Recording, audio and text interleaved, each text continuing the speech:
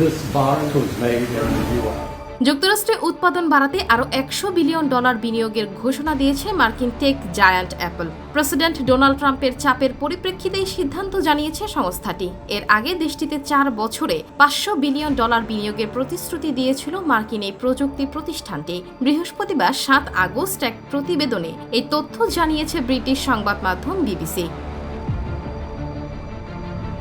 Trump হুঁশিয়ারি দিয়েছিলেন, Apple যদি আইফোন উৎপাদন যুক্তরাষ্ট্রে না সরায় তাহলে তাদের পণ্যের ওপর শুল্ক বাড়বে। সম্প্রতি অ্যাপল প্রধান টিম কুক বলেন, প্রতিষ্ঠানটি আগের প্রতিশ্রুতি বাস্তবায়ন করছে এবং আরও বড় পরিসরে কাজ করতে চায়। হোয়াইট হাউসে আনুষ্ঠানিক ঘোষণায় ট্রাম্প বলেন, অ্যাপল দেশজ সরবরাহ ব্যবস্থায় ব্যাপক ব্যয় করবে, যার অংশ হিসেবে যুক্তরাষ্ট্রের নতুন ডেটা সেন্টার তৈরি ও কেন্টাকির হ্যারিসবার্গে স্মার্ট গ্লাস উৎপাদন লাইন গড়ে তোলা হবে।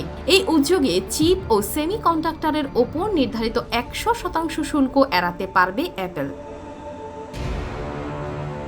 একই সঙ্গে ট্রাম্প জানান, অন্য কোম্পানিগুলোকেও একই সুবিধা পেতে হলে যুক্তরাষ্ট্রে বিনিয়োগ করতে হবে। অন্যদিকে অ্যাপেলের প্রধান কুক বলেন, যুক্তরাষ্ট্রে তাদের বিনিয়োগ ইতিমধ্যেই ফল দিচ্ছে এবং নতুন তহবিলের মাধ্যমে বিশ্বব্যাপী ব্যবহৃত অ্যাপেল পণ্যের গুরুত্বপূর্ণ উপাদান এখানেই উৎপাদিত হবে। তিনি ট্রাম্পকে একটি কাচের ভাস্কর্য উপহার দেন, যা ওভাল অফিসের রেজলিউট ডেস্কেই তৈরি করা হয়।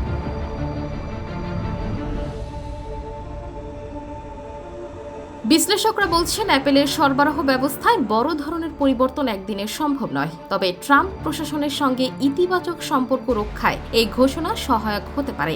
ঘোষণার পরদিনই অ্যাপেলের শেয়ারের দাম 5% বেশি বেড়ে যায়। হোয়াইট হাউসে এক বিবৃতিতে বলেছে, অ্যাপেলের এই অঙ্গীকার প্রেসিডেন্ট ট্রাম্পের নীতি সাফল্যের প্রমাণ, যা যুক্তরাষ্ট্রের অর্থনৈতিক ও নিরাপত্তা স্বার্থে গুরুত্বপূর্ণ।